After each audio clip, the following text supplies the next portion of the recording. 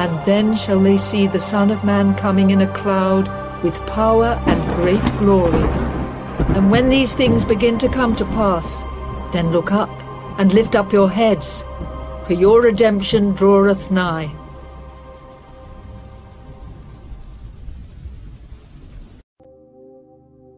Matthew 24. Jesus left the temple and was walking away. When his disciples came up to him to call his attention to its buildings, "Do you see all these things?" he asked. "I tell you the truth. Not one stone here will be left on another. Every one will be thrown down." As Jesus was sitting on the Mount of Olives, the disciples came to him privately. "Tell us," they said, "when will this happen? And what will be the sign of your coming and of the end of the age?" Jesus answered, "Watch out that no one deceives you. For many will come in my name, claiming, 'I am the Christ,' and will deceive many. You will hear of wars and rumors of wars, but see to it that you are not alarmed. Such things must happen, but the end is still to come. Nation will rise against nation, and kingdom against kingdom. There will be famines and earthquakes in various places. All these are the beginning of birth pains. Then you will be handed over to be persecuted and put to death, and you will be hated by all nations because of me. At that time many will turn away from the faith, and will betray and hate each other, and many false prophets will appear and deceive many people. Because of the increase of wickedness, the love of most will grow cold. But he who stands firm to the end will be saved. And this gospel of the kingdom will be preached in the whole world as a testimony to all nations, and then the end will come.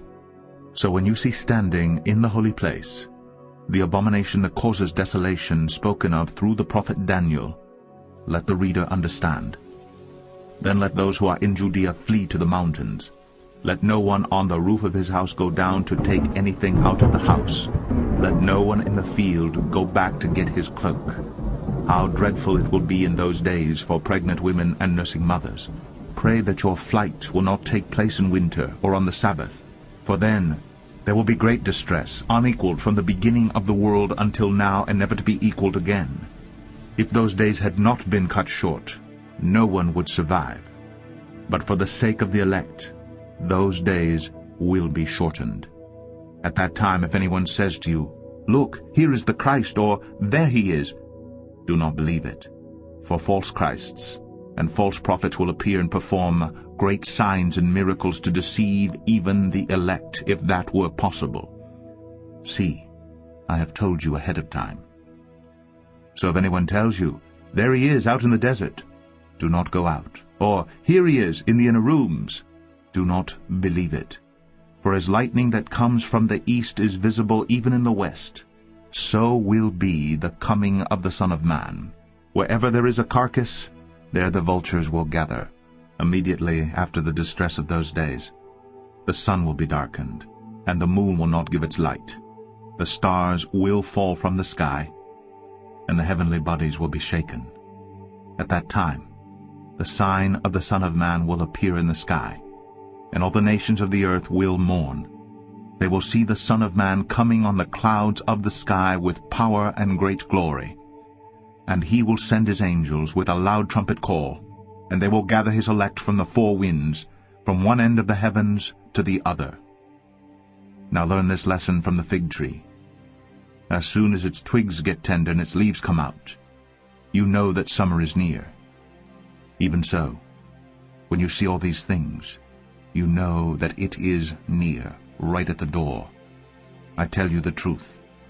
This generation will certainly not pass away until all these things have happened. Heaven and earth will pass away, but my words will never pass away.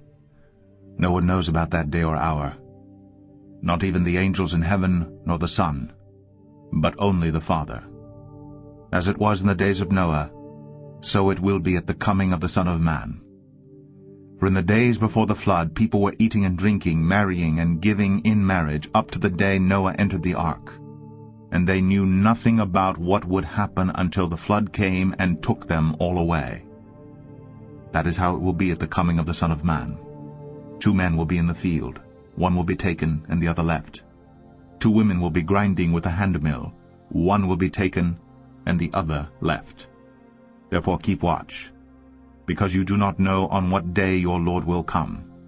But understand this: if the owner of the house had known at what time of night the thief was coming, he would have kept watch and would not have let his house be broken into.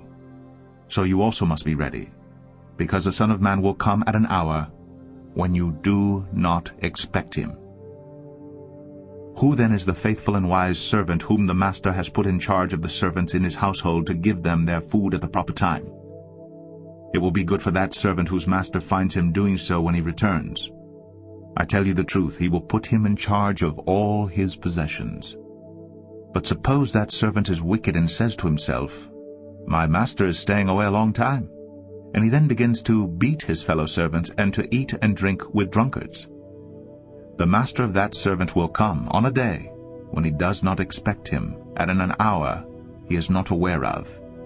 He will cut him to pieces and assign him a place with the hypocrites, where there will be weeping and gnashing of teeth.